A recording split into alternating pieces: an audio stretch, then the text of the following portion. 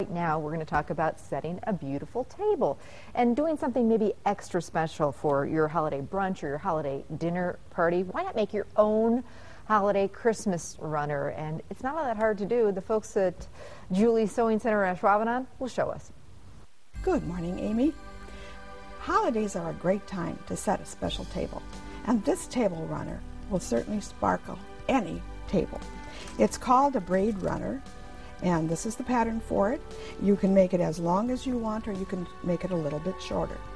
I'm going to start out, first of all, by showing you one of the very important parts, and that is to make sure that you have measured your batting and your backing so that you have a center line going lengthwise and a center line going widthwise, because that is where you are going to start. You start by taking your center square, and I like to add just a little bit of the basting spray because I really would prefer not to put any pins in here. And the reason that you have those markings is that the points of your square need to come out so that they are perfect. We need two different cuts. We need a 6-inch piece, and we need two 8-inch pieces. And with that, we are going to sew a 1/4-inch seam. We just line it up.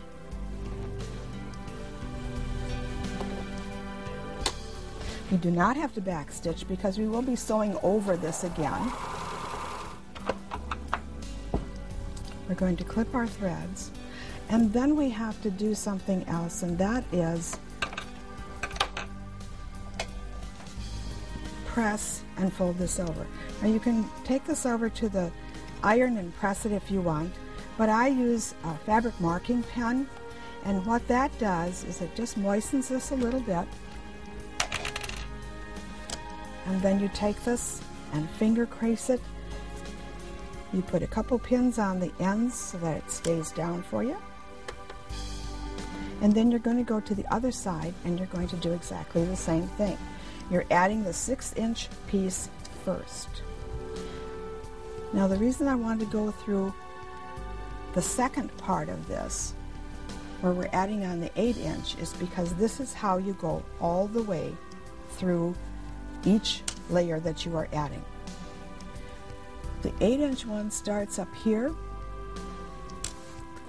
because you want the point to be to the narrow side of your table runner. A 1/4-inch seam,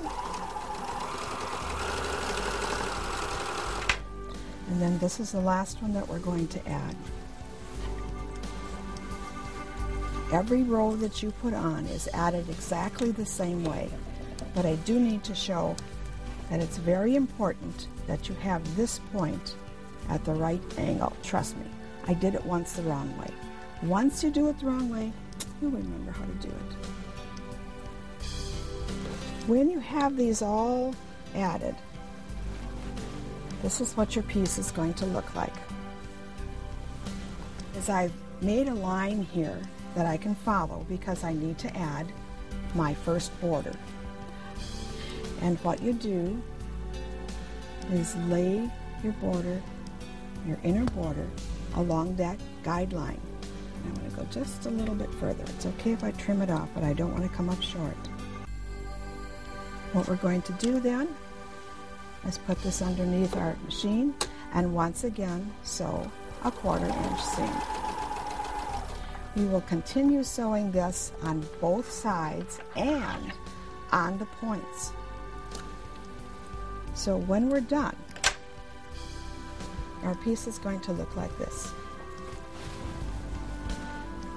We have both borders, both points. And now we're going to add our outer border, which is wider than the inner border.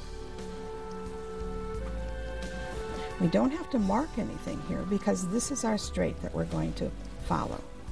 But I want, once again, to extend this just a little bit further.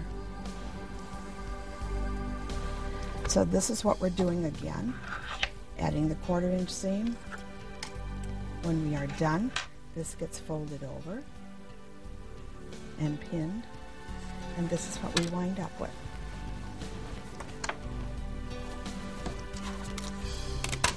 To trim, we need to use our rotary cutter and our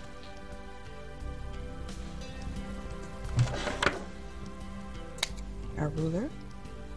We just go along and trim off all of the excess, and we would do this around all the sides and of course on the points. We have our binding. Our binding is cut at 2 inches. It's folded over, and here again we're going to add this, and you can start wherever you want to start with your binding. It doesn't really matter. You can start up at the end, you can start in the middle. Then once again, it's a 1/4 inch seam, and we want our raw edges of our binding even with the raw edge of our table runner. When we have this done, this is what we're going to wind up with.